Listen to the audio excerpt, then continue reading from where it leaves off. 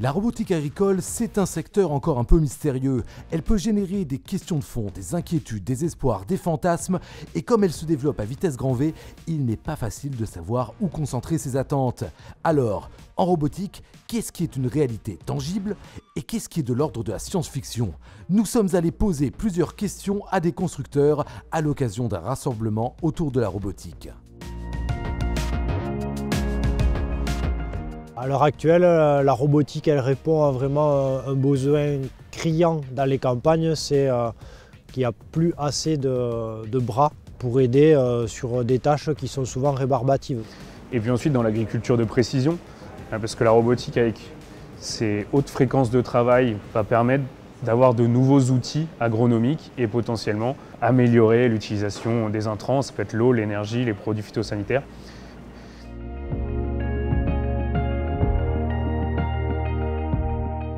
Les robots en agriculture aujourd'hui savent très bien suivre des trajectoires, répéter des tâches répétitives et pénibles. Dès lors que l'homme est capable de lui décrire de façon suffisamment précise ce qu'il a à faire, la machine sait très bien le faire. On les a focalisés dès le départ sur le désherbage mécanique parce que c'est là où c'est vraiment la pénibilité incarnée, quoi. Le désherbage, les robots font très bien ça. Ils ont aujourd'hui quand même des capacités à semer. Les robots aujourd'hui savent très bien porter des outils avec précision au centimètre près. Alors aujourd'hui dans la robotique agricole, on a des vrais sujets de robustesse. On n'est pas encore forcément au niveau de la robustesse des tracteurs, d'autres machines qui sont sur le marché, donc pour les agriculteurs c'est un premier défi. Ensuite on a tout cet aspect sécuritaire qu'il faut savoir répondre aux normes qui sont en vigueur, mais avec toute la partie autonomie, donc c'est des vrais sujets. L'étape d'après pour la robotique, en anglais on appelle ça la crop safety. En fait c'est s'assurer que le robot ne cause pas de dommages trop excessif à la culture.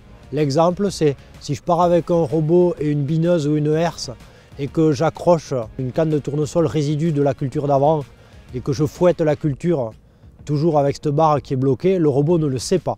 Donc avec des systèmes de caméras et autres capteurs, on va arriver à une étape où les robots arriveront à comprendre qu'ils sont en train de faire des petites bêtises et soit ils enverront une notification à l'utilisateur, soit eux-mêmes ils arriveront à corriger. Et on pourra intervenir et vérifier que les cultures qu'on doit désherber vont bien. La robotique agricole aujourd'hui a plusieurs défis effectivement dans toutes les cultures. Un peu comme un tracteur a plusieurs typologies pour répondre à toutes ces problématiques. La robotique agricole ça va être pareil, il va y avoir différents robots pour répondre à tous ces sujets-là. Ensuite, en termes d'agronomie, il y a peut-être des choses à aller chercher grâce à la robotique. L'exemple type, c'est si on doit faire un passage de RC-tri après une pluie, mais que le tracteur ne peut pas rentrer parce qu'il est trop lourd et que la RC-tri pèse aussi trop fort, on peut très bien envoyer un robot à très basse vitesse avec très peu de pression. Et le robot va pouvoir aider à aller affiner encore le travail, les ITK, et surtout aller régler des problèmes avant qu'il faille sortir un peu l'armada pour les régler, que ce soit en maraîchage, en vigne ou en grande culture. Globalement, la technologie peut répondre à tout. Il faut trouver les réalités économiques derrière. C'est donc acté, les robots sont actuellement en mesure de faire gagner du temps aux agriculteurs sur des tâches pénibles, répétitives, mais ce qu'ils vont apporter aux filières ne s'arrête pas là. Au-delà des freins techniques et technologiques qui restent à lever, il existe tout un spectre d'avancées agronomiques qui reste encore à explorer.